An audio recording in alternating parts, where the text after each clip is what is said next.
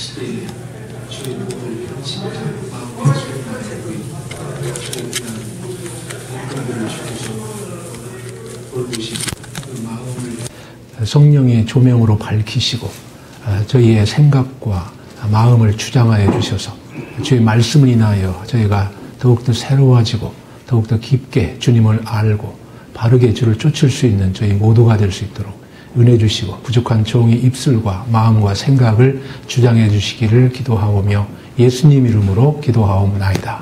아멘. 제가 9시 반까지 신명기에 대해서 함께 생각해보는 시간을 갖도록 하겠습니다. 진행은 제가 한 30분 정도 전체적인 윤곽과 개론을 하고 7시 10분쯤이 좀 쉬는 시간을 갖자고 그러셨죠. 7시에 그리고 7시 10분에 다시 시작해서 9시, 아니 9시 1시간씩 제가 착각했네요. 네, 그렇게 해서 9시 10분쯤에 강의는 끝나고 한 20분, 남은 20분 정도 질문을 받았으면 좋겠다. 네, 그렇게 하셔서 제가 거기에 따라서 진행을 하도록 하겠습니다. 네, 신명기인데요. 신명기 내용에 들어가기 전에 우리가 이제 제목이 있으면 제목을 잠깐 살펴보는 것이 그 내용을 아는데 도움이 되는 것은 뭐 명확관한 사실일 것입니다. 신명기를 한자로 써보라 그러면 대부분의 사람들, 신학생을 포함해서 그 신자를 무슨 신자 쓰냐 그러면 이제 귀신 신자, 이게 좋지는 않지 하나님 신자를 써요. 그래서 하나님의 명령을 적은 책 이렇게 이제 합니다. 그 뜻은 참 갸륵하고 신앙은 훌륭한데 근데 이제 그 신자가 아니죠. 그래서 신명기 그러면 한자는 이제 뜻은 이제 신은 이제 거듭 다시 이제 이런 뜻이기 때문에 하나님의 말씀, 하나님의 명령을 거듭 말하는 책 이런 식으로 이제 되게 됩니다. 여기에 대한 것은 조금 이따가 다시 한번 언급을 하겠습니다만은 그 명칭이 특별히 히브리 성경이 이제 이름을 붙이는 방식이 있는데 거기에 따른 그 명칭을 보면은 신명기의 성격이 잘 드러납니다. 뭐냐면은 신명기 구약자 출애굽기 하실 때도 그렇고 전에도 다 들으셨겠지만은 그 앞에 한 첫자 혹은 몇 글자를 택하든지 그 중에 이제 대표적인 것을 택해서 이름을 붙이는데 신명기의 히브리식 이름이 이제 네바림 이제 이렇게 해요. 근데 이 뜻은 말씀들, 연설, 설교 이런 뜻입니다. 그래서 신명기라는 그 히브리식 이름의 뜻이 그렇기 때문에 그런데 이게 굉장히 정확한 내용이 됩니다. 왜냐하면은 신명기는 여러 가지로 이제 분석을 할 수 있겠지만은 지금 나와 있는 표면적인 분석법은 세 개의 설교로 되어 있다. 이것이 이제 표면적으로 나와 있는 그런 구성법이거든요. 그러니까 세 개의 설교로 된 설교집 이런 의미로도 읽을 수가 있습니다. 그래서 신명기는 어떤 책이냐? 정말로 말씀들, 특히 모세의 설교집이다. 이렇게 일단 생각하시면 굉장히 이제 신명기의 성격을 파악하는데 굉장히 도움이 됩니다. 또 이제 이 말씀들이 역사적인 측면에서 이 설교를 보게 될 때 제일 마지막 34장에 모세가 죽은 기록이 포함되어 있습니다. 그래서 이제 모세가 죽기 전에 남긴 유언적 설교집 이렇게 이해하시면 그 이름으로써 아주 정확한 이해가 되겠다 하는 생각을 이제 갖게 되는 것이죠. 이것은 이제 히브리 성경의 제목을 가지고 한 거고, 그 다음에 이제 라틴어 성경이 있습니다. 라틴어 성경, 이제 불가타라고 그러고, 그것이 오랫동안 특별히 이제 로마 캐톨릭의 정경으로 사용되었던 그 성경인데, 거기에 이름이 있고, 또 이제 그 전에 이제 칠실인경이라고 있어요. 이건 그리스어, 헬라어 성경 이름입니다. 하여튼 이런 모든 것들의 이름들은, 그러니까 이 율법 복사본, 뭐 사본, 뭐 이런 뜻으로 되어 있는데, 이것은 신명기가 말하자면 제2의 율법이다라는 이제 그런 뜻에서 나온 말입니다. 그러니까 이제 제1율법은 뭐냐? 그러면은 출애굽기에 나오는 시내산 율법, 이게 제1율법이고 신명기 율법은 그것에 반복되는 것으로서 제2의 율법이다라는 그런 뜻에서 이 제목이 나왔습니다. 이것을 내용과 연결시켜서 이해를 하면 신명기에 나온 것이 이제 법이 참 많죠. 율법들이 많습니다. 이제 12장부터 26장까지는 다 율법들의 이제 집합이라 이렇게 이제 볼 수가 있는데 이것이 신의 산 것이 제1이라면 이게 제2라 이런 뜻이니까는 결국은 어떤 뜻이겠습니까? 이것은 율법이 둘 있다. 근데 이게 첫 번째고 이거 두 번째다. 이런 뉘앙스를 좀 주는 것은 사실이에요. 그런 면이 있기는 하나 그러나 사실 이것은 신명기는 앞에 있는 율법, 그러니까 신의 산에서 받은 율법, 이것을 새롭게 소위 이제 갱신한다라는 말을 많이 쓰는데요. 갱신한 책이다. 어떤 측면에서 갱신하냐? 그러면은 이제 신의 산에서 광야를 거치는 동안에 옛 세대가 죽고 새로운 세대가 탄생하게 됩니다. 게다가 그들은 이제 가나안 땅에 들어가야 할 임박한 사명을 눈앞에 두고 있고 가나안의 삶을 바라보고 있는 사람들이죠. 이런 사람들에게 전에 40년 전에 신의 산에서 받았던 그 율법을 새롭게 또 게다가 임박한 가나안의 삶을 염두에 두면서 그들에게 다시 확대하고 새롭게 하고 좀 이제 변화를 준 이런 율법을 준 책이다. 이렇게 이제 사실은 이제 그렇게 얘기를 할 수 있습니다. 그래서 제2의 율법이다 하는 말은 맞으면서도 또 한편으로는 조금 이게 제1, 2 이렇게 해서 별개의 것은 아니고 확대고 갱신이다라는 그런 점에서 이해를 할 수가 있을 것입니다. 우리말 성경은 이제 신이 이제 거듭 다시 이제 이런 뜻이 있는 그 신자 펼신의 사람이 엮는 것이기 때문에 이제 다시 명한 말씀 뭐 이런 뜻으로서 이제 의미가 있습니다만은 결국 이제 신명기는 이제 모세의 설교 이것이 이제 그 히브리 이름에서 갖다주는 좋은 표현이고 그리고 신명기 자체가 세계의 설교의 모음집처럼 돼 있다 하는 점을 먼저 잠깐 말씀을 드립니다. 신명기가 얼마나 중요하냐 하는 점은 새삼 말씀드리지 않아도 될 정도입니다. 대표적인 것이 예수님께서 광야에서 시험을 받을 때, 사탄에게 시험을 받을 때에 세 가지 질문을 던집니다. 근데 이 질문 하나하나에 대한 예수님의 답변이 모두가 다 신명기에서 나온 말씀 가지고 승리한다 하는 것을 우리가 잘 알게 됩니다.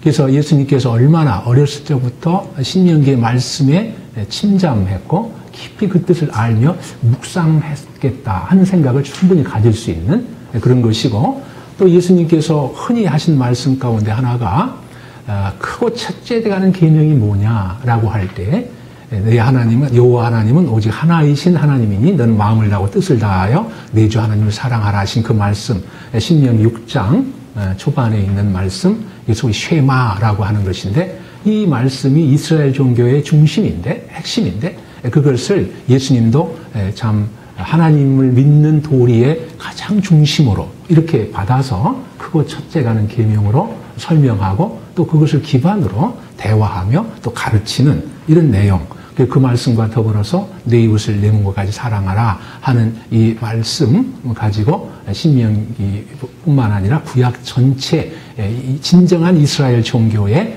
핵심으로 삼는 이런 부분들이 다 신명기가 얼마나 예수님의 가르침과 그의 사역과 밀접한 관계가 있는가 하는 것을 보여주는 내용이 됩니다. 오경 자체에서도 또 이제 역사서와 관련해서도 소위 이제 선지서 혹은 예언서라고 하는 에레미야, 이사야, 에스겔 등등 그리고 또 시편, 또 지혜서, 잠언 같은 거요.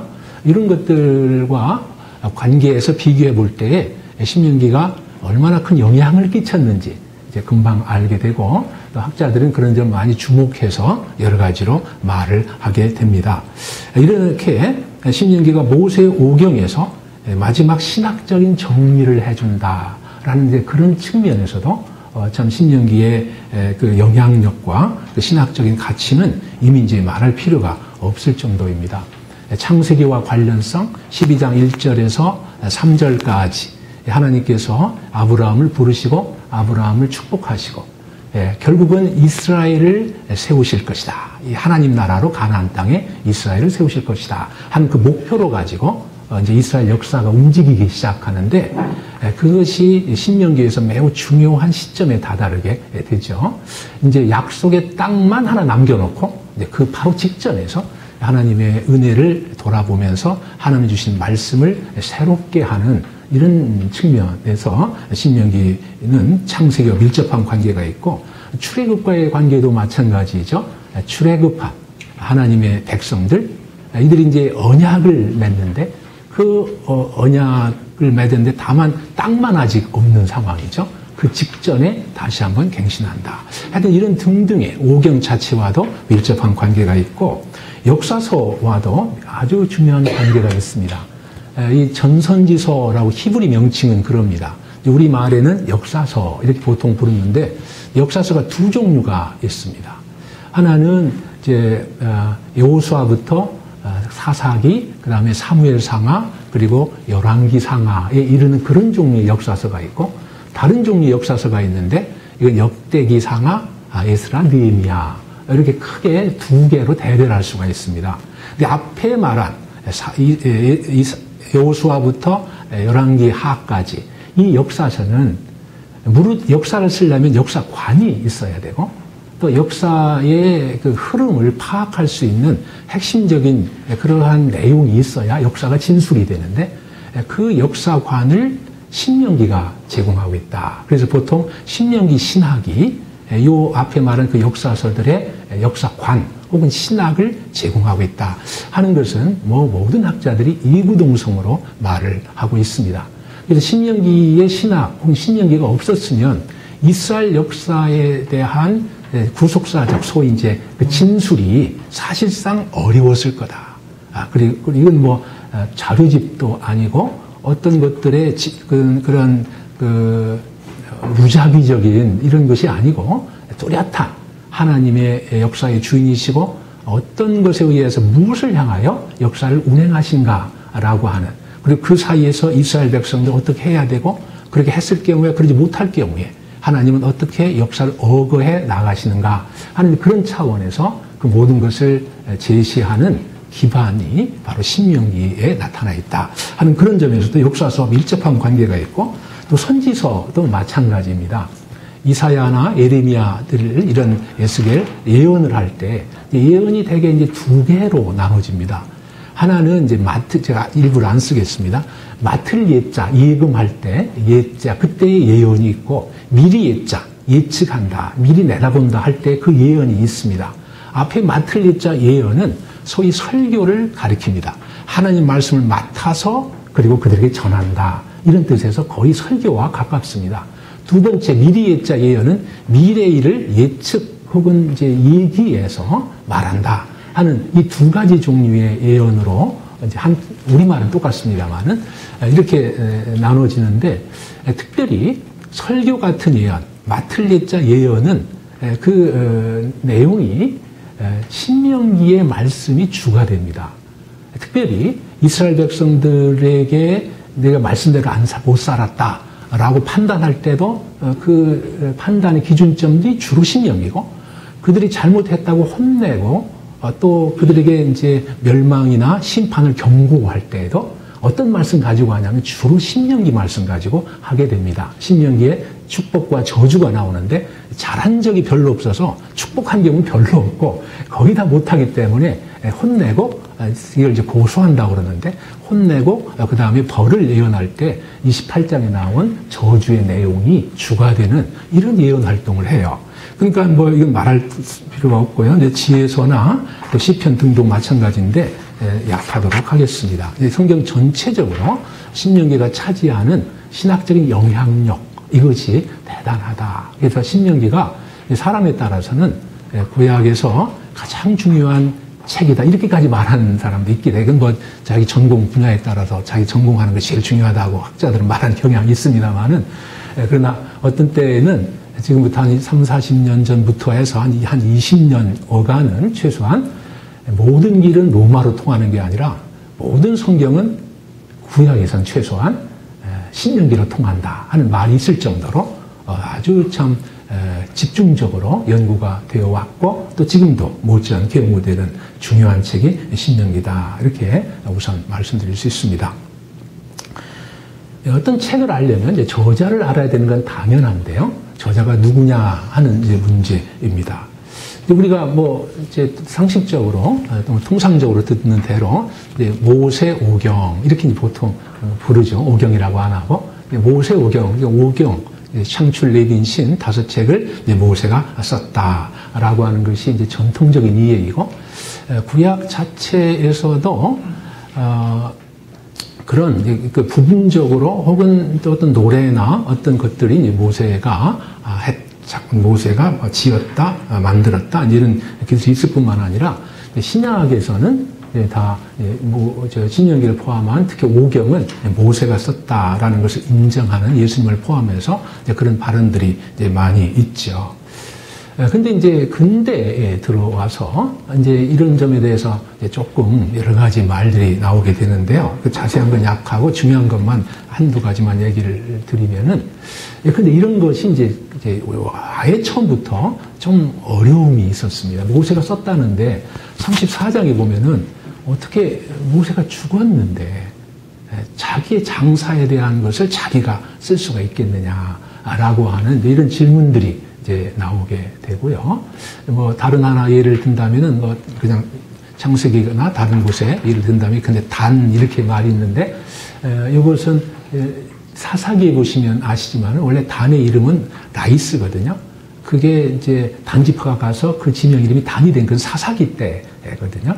근데 이미 이제 일찍 나오고 단이 그 이전에 그래서 이런 것들에 대해서 이제 이거 모세가 썼냐 또 뭐 적극적으로 안 썼다 뭐 나중에 누가 썼다 이런 얘기들이 있습니다만은 그러나 이제 대체로 이제 보수적이고 이제 복음주의적인 그러한 학계에서는 이걸 이렇게 정리를 합니다. 본질적 모세 저작설이라고 여기 써 있는데요. 그 말로 이제 그거를 이해하고 정리하고자 해요. 그러니까 예컨대 뭐 모세 죽은 기록을 예를 들면 근데 본인이 썼다라고 이제 뭐 이렇게 주장하고 또 그럴 가능성이 뭐 전혀 없진 않지만 통상적으로는 이건 역사하고 또 이제 과거의 일로 기록이 되어 있기 때문에 예컨대 이제 모세가 어떤 가까운 사람이든지 또 잘 아는 사람에게 그 부분은 이제 부탁할 수도 있고 이렇게 됐는데 그것 때문에 이제 모세가 썼다라고 하는 것을 부인하거나 그럴 필요는 없고 그래서 이것을 이제 본질적이라는 말을 써서 이제 모세가 썼는데 그런 부분까지 모세가 친필로 다 썼다라고 말하기보다는 그 본질적으로는 전체적으로는 모세가 썼다는 인정을 하면서 그런 죽음에 대한 기록 같은 것은 그것은 모세의 저작의 연장선상에서 이해하는 그런 식으로 해서 모세의 그 본질적 모세 저작설을 얘기하게 되고 이것을 사실상 처음에 말한 분이 이제 미국 웨스트민스터의 전 구약학자인 이재영 이분은 한국 사람 한국에도 많이 알려져서 한국 이름도 있습니다. 이재영인데 영어 명은 이재영입니다. 그렇게 주장을 하고 이제 되게 보수 학계에서는 그 주장을 대체로 받아들이고 그래서 창세기에 신명기의 저자를 이해하는 이런 현재 상황이 있게 됩니다. 그리고 이제 그 어떤 책을 이해하려면 저자와 더불어서 시대적인 배경 이것을 봐야 되는데 어떤 시대였느냐, 어떤 상황이었느냐, 그 시대적 상황이 소개가 되어 있습니다. 그것은 바로 모압 평지에서 이스라엘 백성들이 3개월 머물렀는데 이것은 이제 요단강을 건너서 가나안 땅에 들어가기 직전의 상황이 되는 거죠. 여기에서는 짧은 기간이지만은 엄청나게 중요한 의미를 갖게 되는 것이죠. 이제는 세대가 완전히 바뀌었다. 이제 광야, 그러니까 출애굽 세대는 이제 가고 태어난 신세대들이 이제 광야를 가나안 땅을 바라보고 있는 이런 상황이 되는 것이고, 또 이제 지도자가 바뀌게 됩니다. 이 모세는 더 이상 가나안에 들어가지 못하게 되고 여호수아가 리더십을 잇게 되는 이런 상황. 이런 상황들은 이제 고대에 보면은 언약갱신을 요청하는 바로 그런 시대죠. 사람이 바뀐다든지 지도자가 바뀐다든지 상황이 급격하게 바뀐다든지 이렇게 하면은 이제 그 언약을 새롭게 함으로써, 오늘 우리 갱신한 거와 거의 비슷합니다. 주인이 바뀌고 뭐가 바뀌면 다시 그 계약을 하는 거와 마찬가지입니다. 그래서 언약을 갱신하는 그러한 상황이었다. 게다가 모세의 죽음이라고 하는 상황은 이제 고대의 이스라엘의 역사를 보면은 중요 인물이 죽을 때에는 그것이 단지 개인의 사별을 의미하는 게 아니고 구속사적인 어떤 의미를 갖게 됩니다.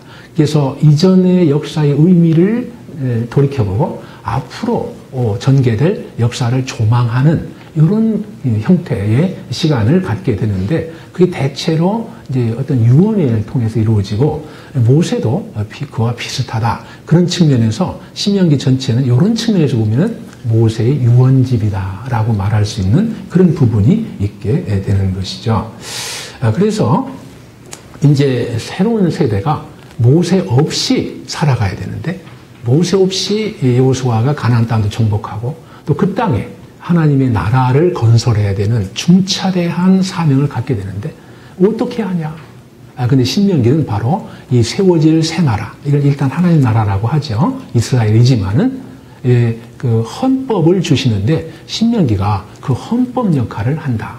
여기에 따라서 이제 조직은 어떻게 하고, 말하자면 국신은 뭐고, 국신은 여호와 신앙이죠. 국신은 뭐고, 또 여러 가지 기관들은 어떻게 하고, 또 기관들의 관계는 어떻게 되고, 그 역할은 뭐고, 이런 것들을 쭉 말해주는 부분이 굉장히 많습니다. 일종의 헌법과도 같은 그런 기능도 가지게 되는. 그래서 이제 이것은 이스라엘이라는 국가의 청사진이 담겨 있는 이런 책으로도 볼 수가 있습니다. 그렇게 되고 이제 언약갱신은 말씀을 드렸고요. 또 하나 이 전체적인 조망을 하려면 구조를 아는 것이 굉장히 중요하죠. 구조를 알게 되면 이것이 무엇을 말한다. 그리고 이 구조 전체 속에서 결국 서로 어떻게 연관관계가 되느냐 하는 이런 것들을 잘 파악할 수 있는 매우 중요한 것이 구조 파악이 되죠. 근데 신명기는 이제 근래에 한 시기는 좀 더 갑니다만은 그래도 최소한 한 30년 정도 이후, 30년 지금 그 이후에는 구조에 대해서 거의 의견 일치를 이제 이루게 됩니다. 그것의 기폭제 역할을 했던 게 뭐냐 그러면은 고대 근동에 이제 조약 문서들이 있어요. 히타이트, 아시리아, 바빌론 이렇게 있으면 그 소위 이제 그 제국들이 주변의 작은 속국들과 조약이지 정확하게 그거를 맺습니다. 이것에 대한 이제 것들이 발견은 진작이 됐고 거기에 대한 출판 연구가 계속 이어져 내려왔어요. 그러면서 이제 소위 히타이트, 이제 성경에 헷 접속할 때 헷으로 나옵니다만은 이런 나라는 아수르, 아시리아 이런 것들이 제법 많은 분량이 출토가 되고 거기에 대한 번역과 연구가 이루어졌습니다. 근데 그 중에 이제 특별히 주목할 만한 것은 이제 히타이트에서 나온 이제 조약인데요. 조변 국가가 메우면서 조약의 형식이 30개가 넘도록 거의 완벽한 것들이 발견이 됐어요. 근데 이제 놀라운 것은 이게 거의 일치하는 그런 틀을 갖추고 있다. 외교 문서이기 때문에 형식이 존중이 되고 그래서 그 형식대로 이렇게 한 것들이 발견이 되는데 그 형식이 마침 신명기의 구조와 거의 같다. 혹은 같다. 이렇게 주장들을 하는 것이 일찌감치 주장이 되고 그런 것들이 조금의 이제 미세한 조정은 있지만은 큰 틀에서는 그 구조가 비슷하다. 이렇게 이제 보게 됩니다. 어떻게 보면 뚱딴지 같은 소리이기도 하겠습니다만은 그러나 잘 생각해 보면은 또 이제 일리가 있고 또 문학이라고 하는 것은 어떤 글이라든지 형태라든지 이건 장르가 있게 되는 것이고 또 바울이 그 시대의 편지 형태 로마 시대의 편지 형태를 빌어서 서간서를 쓰고 그것이 바울 서신이 된 것처럼 말하자면은 하나님과 이스라엘의 관계를 어떤 관계에 비추어서 혹은 비해서 말할까라고 하는 측면에서 예컨대 고대 이 히타이트 이런 조약 같은 데에서 대왕이 즉 황제가 이웃나라 주변국의 작은 나라 혹은 그 임금들 혹은 작은 소국들과 갖는 그 관계에 비유해서 생각할 수 있겠다라고 이제 보게 되면 그 비유 관계, 유비 관계가 성립이 되는 거죠. 그래서 신명기가 바로 그런 것을 말하는 참고해서 했다고 한다면은 신명기에서 하나님은 왕의 왕이죠. 황제니까. 그리고 그 이스라엘 백성들은 그 중에 신민이 되는 것이고 그런 형태를 빌어서 썼다라고 말하는 형식적인 내용과 이걸 다 가진 건 결코 아니고 형식적인 측면 그리고 용어가 비슷한 거 있습니다만은 당연히 신명기는 신명기적인 모세의 계시적인 그런 측면에서 그 모든 내용이 시행이 되는 거죠. 이것을 잠깐 설명하는 게 신명기 전체의 내용을 파악하는 데 도움이 됩니다. 신명기, 거기 이제 그 신학적 5번에 조금 정리를 해놨습니다만은 항목별 설명이 도움이 된다 하고 그 위에는 언약 구조, 이걸 보통 이제 언약 구조라고 하는데요. 언약적 구조가 신명기의 언약적 구조 어떻게 된다 하는 것이 간략하게 말했습니다. 굉장히 합리적이고 논리적입니다. 처음에는 전문이라고 있습니다. 이것은 이제 왕이 자신을 소개하는 이런 형태이죠. 혹은 대행자가 소개하는 이런 형국이 되고, 그 다음에가 역사적 서언이라고 나오게 됩니다. 이건 뭐냐면 서언인데, 서론, 프롤로그인데, 과거 역사를 돌이켜보는 그러한 내용입니다. 그 다음에는 이거 지켜라 하는 계약 혹은 언약 조항이 나오게 됩니다. 이런 이제 좀 조항이니까 세세한 내용들이 나오게 되는 거죠. 그 히타이트 조약의 큰 특징 가운데 하나는 가번입니다. 그 중에. 그래서 기본적 조항이라고 있는데 아주 일반적으로 그냥 일본 법만 이렇게 해라 이렇게 아니라 왜 해야 되는지 이유를 말하고 동기를 유발하고 정말 충성을 해라, 정말 사랑함으로 해라 라고 말하는 것들이 이제 기본적 조항이에요. 그 다음에 구체적인 법조항 같은 거, 규정 이런 것들이 그 다음에 구체적 조항으로 나오게 됩니다. 그 다음에 이걸 잘 지키면 어떻게 되느냐 혹은 못 지키면 어떻게 되냐 할 때 축복과 저주가 나오게 되죠. 잘 지키면 물론 축복이고 못 지키면 저주를 받는다 하는 형태가 나오게 되고, 다섯 번째는 이 조약서를 어디에 보관하냐 하면은 신전에 보관하라 이런 식으로 나오게 되고 증인들을 세우게 됩니다. 고대 근동의 법이나 특별히 조약에서의 증인들은 양국의 신들입니다. 신들이 많잖아요. 그러면 쫙 명단이 나옵니다. 근데 성경은 전혀 그렇지 않아요. 하나님의 창조물 가운데 영구적이다 생각하는 그런 것들이 나오는데, 근데 하늘과 땅을 증인으로 삼는다 할지 이렇게 해서 말하자면 이것의 영구성과 유효성을 담보하는 이런 형태로 구조가 되어 있다 하는 점입니다. 내용만 잠깐 보도록 하겠습니다. 전문은 뭐냐 하면은 이제 자기소개예요. 왕의. 근데 신명기는 왕의 이제 중재자가 나서게 되죠. 하나님의 중재자가 나서게 된 게 바로 모세죠. 그래서 모세가 이는 모세가 이스라엘 무리에게 선포한 말씀이니라 이렇게 나오게 돼요. 그래서 이것은 모세가, 그러니까 원래 왕이 나올 자리니까 모세가 그 자리를 대행하는 거죠. 모세의 선지자 대변자니까요. 대변적 그리고 중보적 위치를 나타내는 것으로. 이게 모세의 글이지만은 모세가 쓴 거지만은 그러나 그것은 여호와 하나님의 대행적인 혹은 대변적인 이런 위치에서 쓴 것이다. 하나님의 말씀이다. 이렇게 당연히 보게 되는 거요. 그 다음에 이제 역사적 서언이 있습니다. 이것은 이제 과거에 이 임금이, 이 대왕이 혹은 황제가 너에게 어떤 은혜를 베풀었는가 하는 걸 회고하는 그러한 내용입니다. 그래서 이스라엘 백성들이 정말 큰 은혜를 입었구나. 이렇게 우리를 구원하셨고 여기까지 인도하셨구나 하는 것을 깊게 느끼고, 그래서 하나님 말씀에 순종할 수 있도록, 율법 조항에 순종할 수 있도록 이렇게 동기를 유발하는 과거 역사의 은혜와 구원을 통해서 동기를 유발하는 내용이 그 다음에 나오면 굉장히 합리적인 순서가 되게 되는 것이죠. 그 다음에 세 번째 계약 조항에서 기본적인 것은 말씀드린 대로 굉장히 권면하는 내용이 많습니다. 동기를 유발하고 사랑해라 그러면서 그러니까 네가 사랑한다면 율법을 지켜라. 그럼으로써 순종을 충성해라. 이런 식으로 이제 설교하는 내용, 권면한 내용이 일반적인 조항이 되겠고 세부적인 내용은 12장부터 26장까지 여러 가지 분야와 항목에 대해서 세세한 지침과 규정을 내리는데 그것을 소개하는 것이 됩니다. 축복과 저주는 이제 순종에 대한 상급으로 축복이, 불순종에 대한 처벌로 이제 저주가 이렇게 되게 되고 증언과 낭독은 아까 말씀드린 바가 있습니다. 자, 이렇게 해서 전체적인 개관을 제가 마쳤는데요. 남은 시간이 남은 시간 얼마 하지도 않았는데 남은 시간 했네요. 앞으로는 뭘 하는가 하면은 이거를 하도록 하겠습니다. 이제 보통 신학적 주제를 하게 되는데 이 부분이 신명기는 매우 두드러집니다.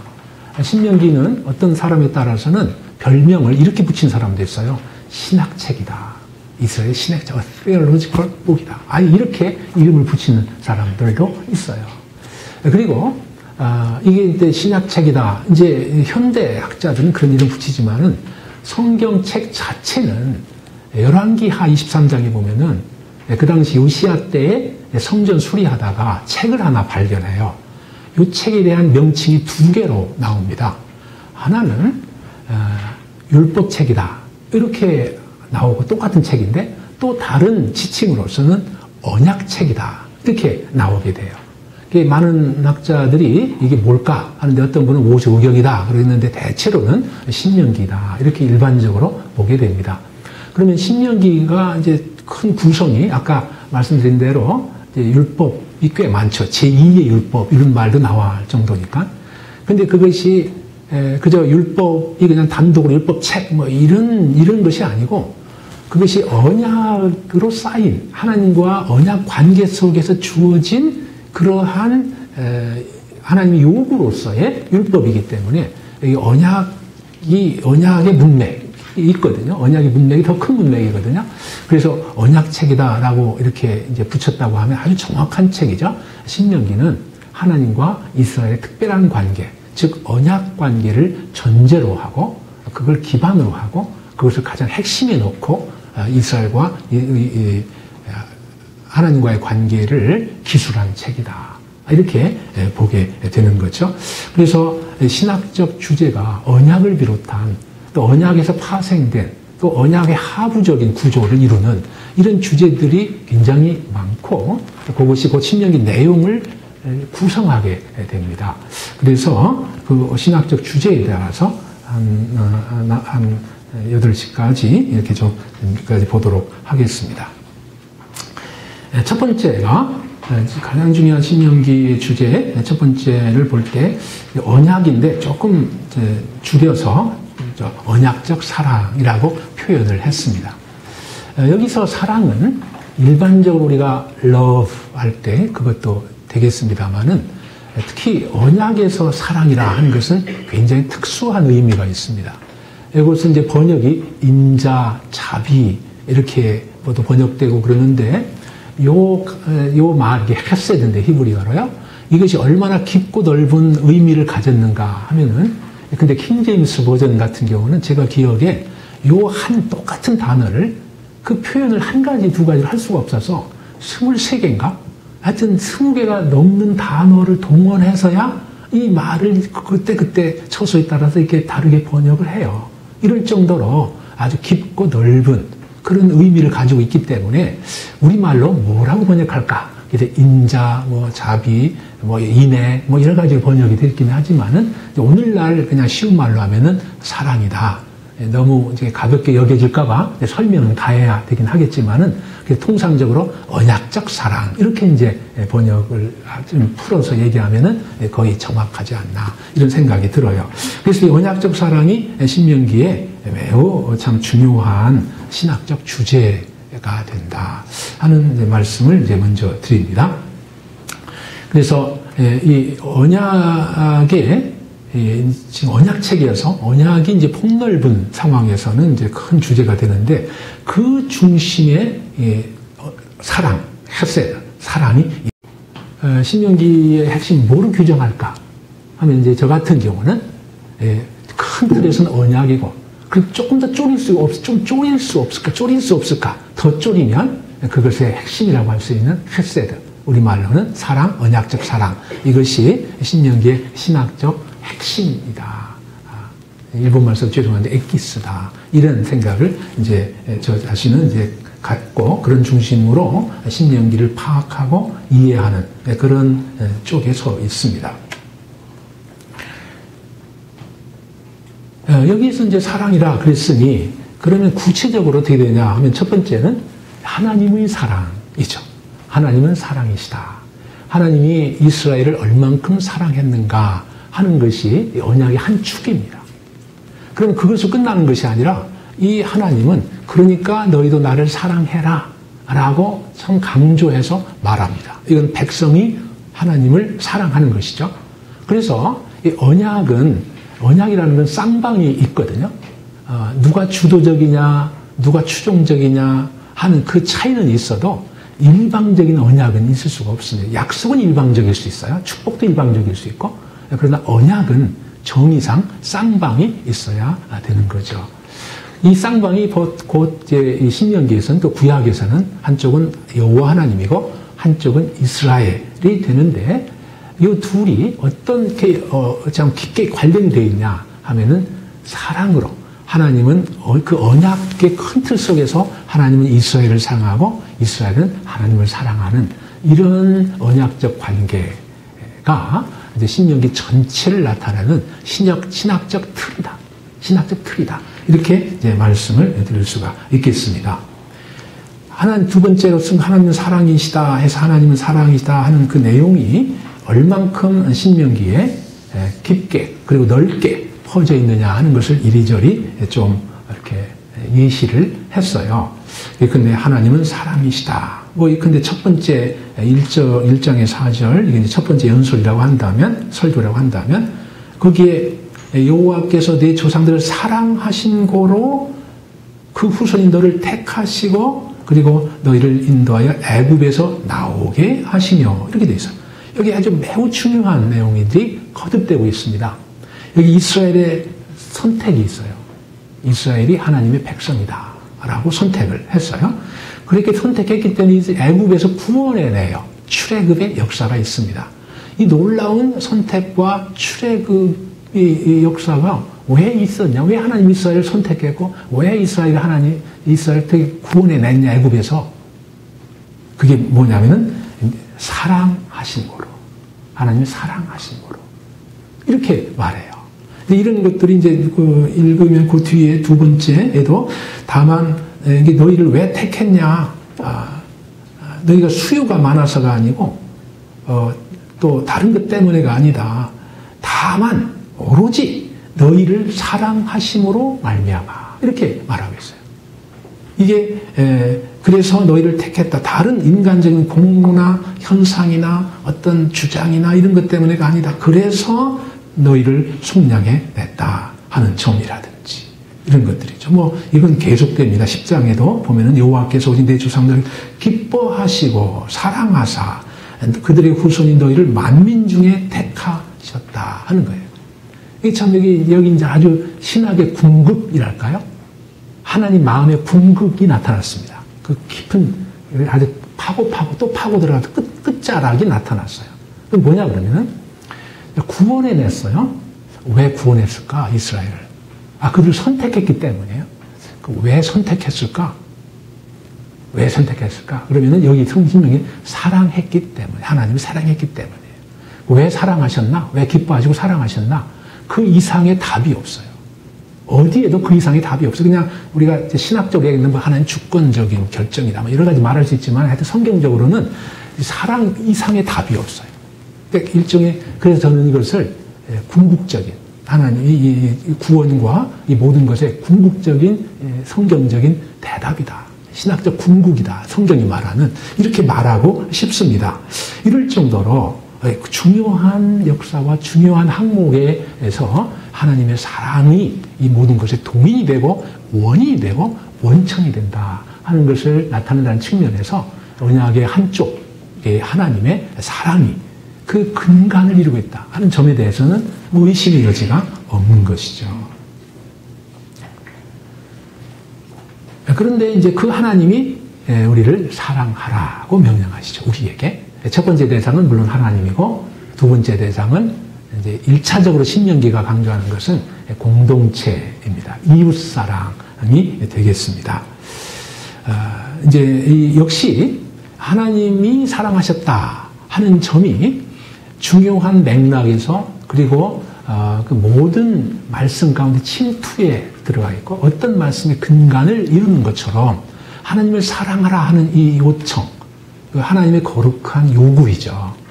이 요구가 역시 똑같이 성경 중요한 곳에 그리고 모든 것에 침투해서 나와 있는 이 내용이 바로 하나님을 사랑하라는 말씀이다. 그래서 이것도 역시 이제 나열을 쭉 해서 각 부분별로 어떻게 나타났는가 하는 것을 소개를 했습니다. 이 모든 것에 정수가 있습니다. 정수는 그 정신에 관해서는 쉐마, 아까 말씀드린 그 어떤 정신으로 하나님을 사랑해야 되냐.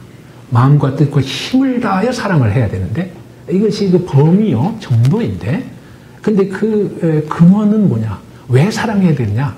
오직 너희 하나님 여호와는 하나이신 여호와이시니 그러니까 그렇게 사랑을 하라 이거죠. 그래서 이건 근본 이제 이유가 되고 원인이 되는 것이죠. 그러면 사랑의 원칙은 뭐냐? 어떻게 사랑하는 게 원칙이냐? 이게 이제 십계명이 그들의 삶의 원리를 나타내는 것이라. 이제 크게 말하면 하나님 사랑, 인간 사랑이지만, 사람 사랑이지만은 그 하나하나가 바로 이 이스라엘 백성이 사랑해야 할 원리를 담고 있다 하는 거죠. 그러면 구체적으로 어떻게 사랑하냐 하는 내용이 나오는데 어떻게 사랑하는 방법적인 것, 또 영역적인 것, 이것은 12장에서 26장까지 세세한 율법이 나타났습니다.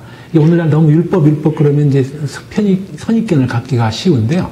신명기에서의 율법은 또 오경에서 율법은 정말 히브리어로 토라거든요.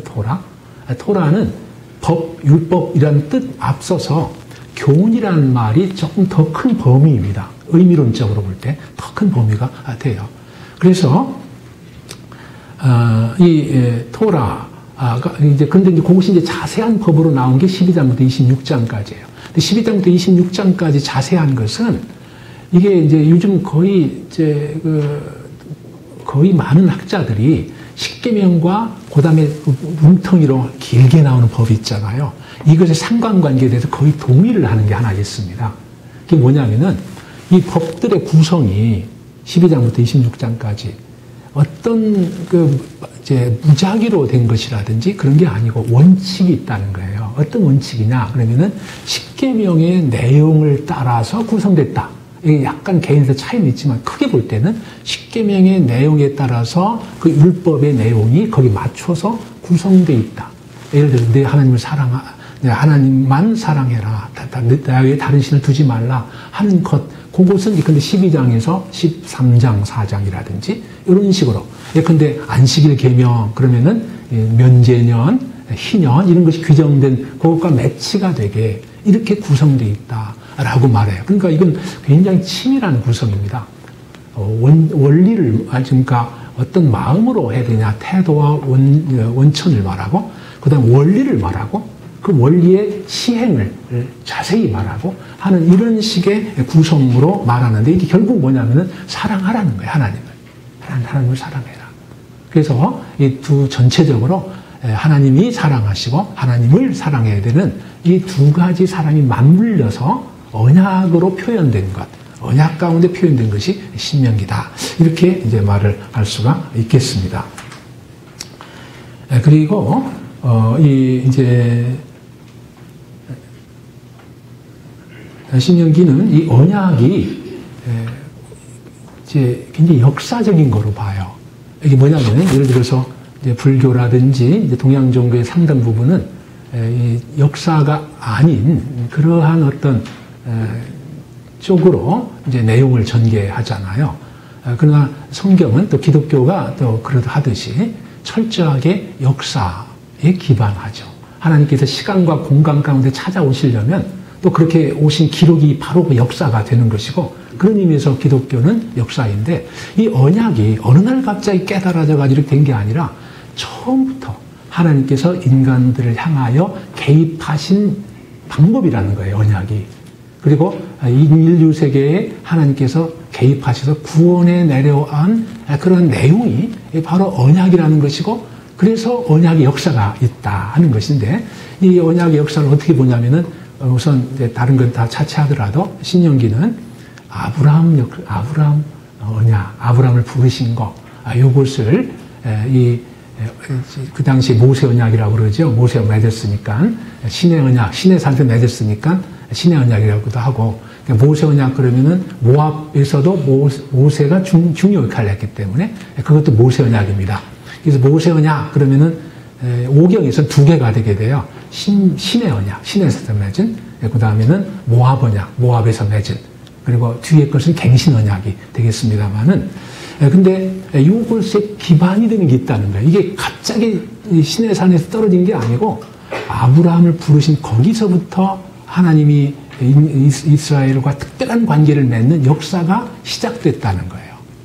그런데 이 약속인데, 아브라함 언약은 주로 이제 약속적 언약을 신명기에서는 약속을 주로 보는데, 이 모세 언약, 율법과 또 같이 보이고도 안 하면 뭐 큰일 날 것 같이 이렇게 보통 인식하는데, 그런데 실상 그 모세 언약의 밑바닥에 있는 게 뭐냐면은 하나님의 무조건적인 약속이라는 겁니다. 이것이 신명기가 바라본 언약의 역사예요. 그 약속, 반드시 이루어진 하나님의 절대적 무조건적인 보장이 있는 그 약속 위에 이 모세 언약이 세워졌다라고 말함으로써 모세 언약의 그 성격을 아주 깊이 우리에게 보여주고 있습니다. 그렇기 때문에 나중에 역사가 흘러서 이스라엘 백성들이 언약을 어김으로 벌을 받아요. 북쪽도 망하고 남쪽도 망하는데 포로로 잡혀가고, 이렇게 되면은 이제 언약 저주가 실현된 것이기 때문에 언약 관계가 끝나야 마땅할 것임에도 불구하고, 그럼에도 불구하고 왜 역사가 계속되는가? 왜 포로에서 귀환되는가? 귀환되어 와서 왜 이스라엘의 그 회복 공동체를 이루어서 오늘날 유대 민족의 조상이 되게, 그래서 그 가운데 제2성전의 문맥 가운데 예수님이 오시고 또 새로운 신약 시대가 열리는 이런 것이 가능해지는가?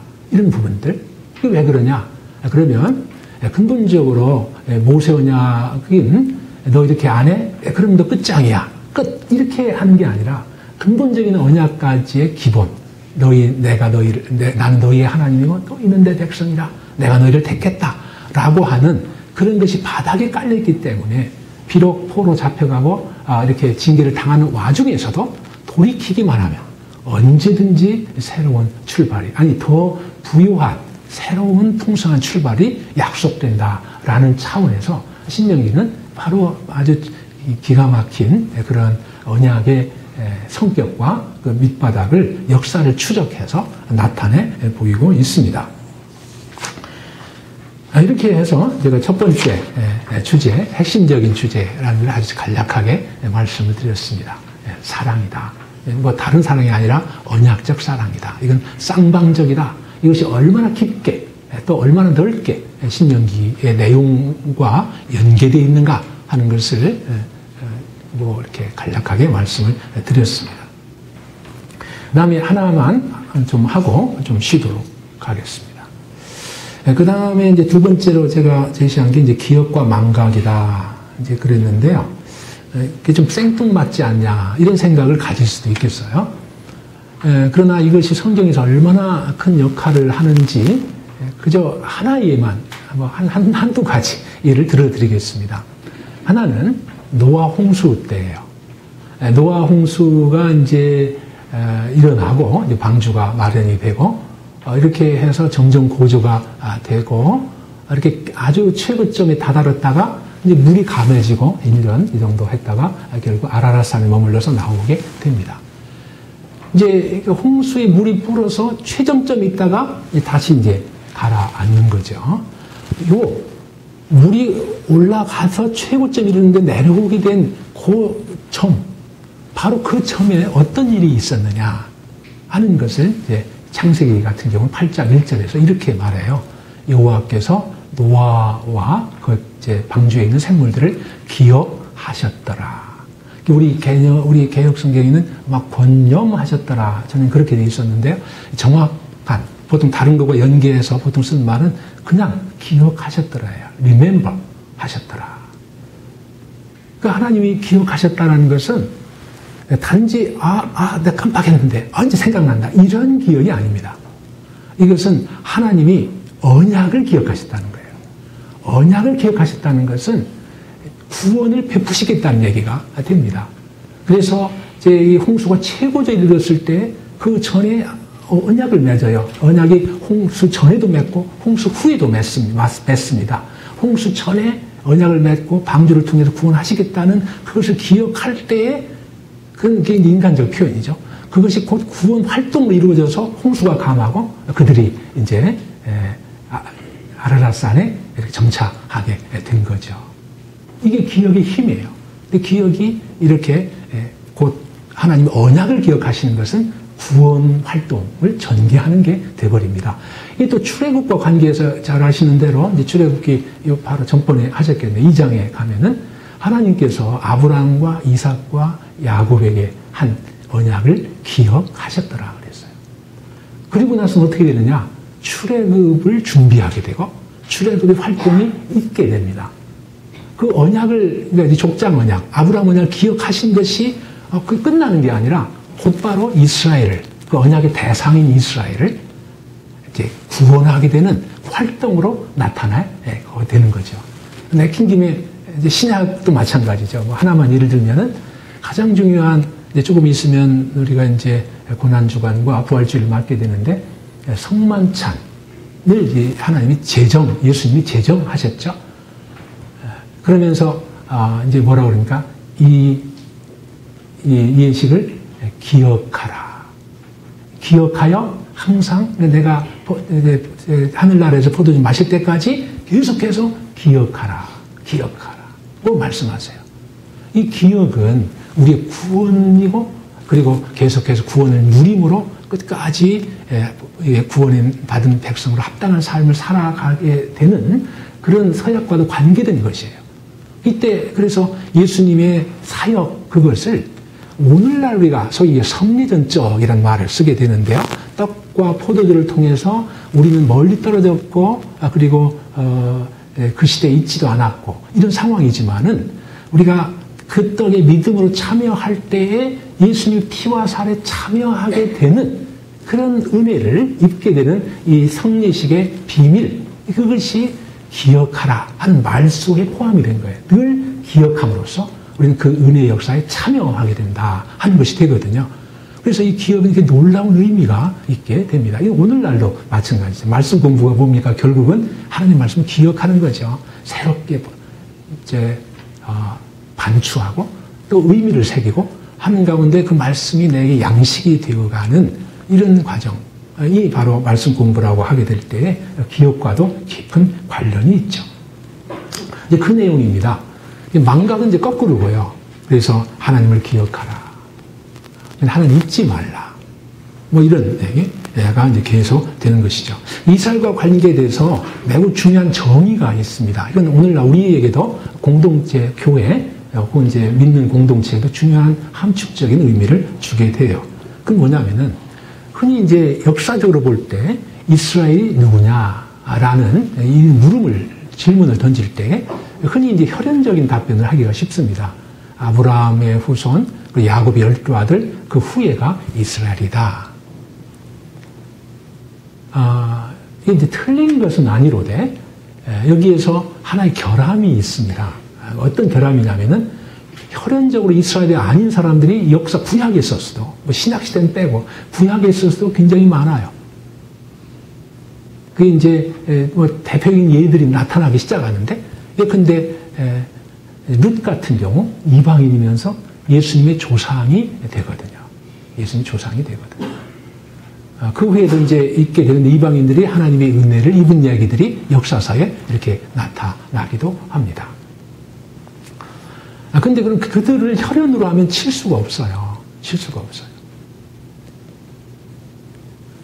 그래서 결국 우리가 이제 정의를 한다면은 여호와 하나님을 구약이니까 여호와 하나님을 자기 하나님으로 믿는 사람들이 바로 진정한 이스라엘이다. 이렇게 이제 말할 수 있겠고요.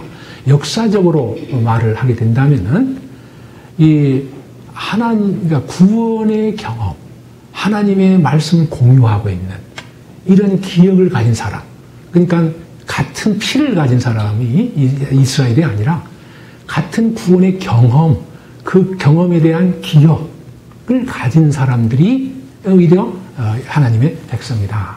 이렇게도 말할 수 있다는 거죠. 그래서 이 이스라엘을 이제 책의 민족이다 이런 말을 하기도 합니다만은 또 달리 말하면 기억의 민족이다라고 말할 수 있을 만큼 굉장히 신명기에서는 더더욱 그것을 이제 중요하게 생각되고 있습니다. 그래서 여호와께서 하신 일을 기억하라. 구원의 크신 일을 하셨는데 그걸 기억할 뿐만 아니라 또 어떤 말이 나오냐면은 하실 일도 기억해. 하신 일도 기억하라. 그러니까 이것은 과거에 돌아보는 역사 가운데서 하나님의 구원의 역사를 핵심적으로 파악하게 되고 받아들이게 되고 누리게 되고 그리고 이것이 끝나는 것이 아니라 미래에 행하실 하나님의 구원을 내다보면서 전망적 신앙을 가지고 나아가는 이런 것들로 표현이 된다 할지 해서 기억은 이스라엘의 정체성과도 깊은 관련이 있을 뿐만 아니라 백성들의 삶의 양식과도 깊은 관계가 있는 이러한 주제를 우리에게 보여줘요. 그래서 여기 소개를 좀 했습니다. 기억은 구원을 의미한다 하는 것은 금방 말씀을 드렸습니다. 기억은 누가 기억하느냐 하나님께서 기억하신다는 걸 주로 말씀을 드렸어요. 근데 이제 백성들도 기억해야 되는 거죠. 기억해라 하면서 여러 가지 기억하라는 말들이 많이 나오고 그것이 이제 특별히 그 항목의 4번 이스라엘이 기억해야 될 대상들 해서 이리저리 소개를 했습니다. 근데 이제 가장 중요한 핵심은 뭐냐, 뭘 기억해야 되냐 하면 출애굽입니다. 출애굽. 다른 것들은 이제 여기와 많이 간접적으로 연관이 되어 있어서 핵심은 출애굽이라고 말할 수 있고 특히 신명기는 그 출애굽을 많이 강조해요. 예를 들어서 이제 10계명만 봐도 출애굽기 10계명은 출애굽기 20장에 있는 안식일 제도를 말할 때 그 근거가 뭐냐면은 창조의 하나님이에요. 하나님의 창조. 하나님이 6일이라고 하루 쉬었지 않냐. 그러니까 너희도 하루 쉬어라. 이것이 근거예요. 신학적 근거. 근데 신명기에서는 뭐가 왜 쉬어야 되냐 안식일의 신학적 근거가 되냐면은 출애굽입니다. 하나님께서 너를 애굽에서 인도해 내셨다. 그러니까 너도 하루 쉬어라. 이렇게 나가는 거거든요. 이렇게 출애굽 매우 중요한 것이 여러 가지로 되게 되는데 그 출애굽을 핵심적으로 해서 많은 일들 혹은 하나님이 하신 일들 하나님 자신 이것을 기억하라고 이제 말씀을 하게 됩니다. 이 이제 기억이라고 하는 것이 이 기억이 여러 가지 역할을 이제 하게 됩니다.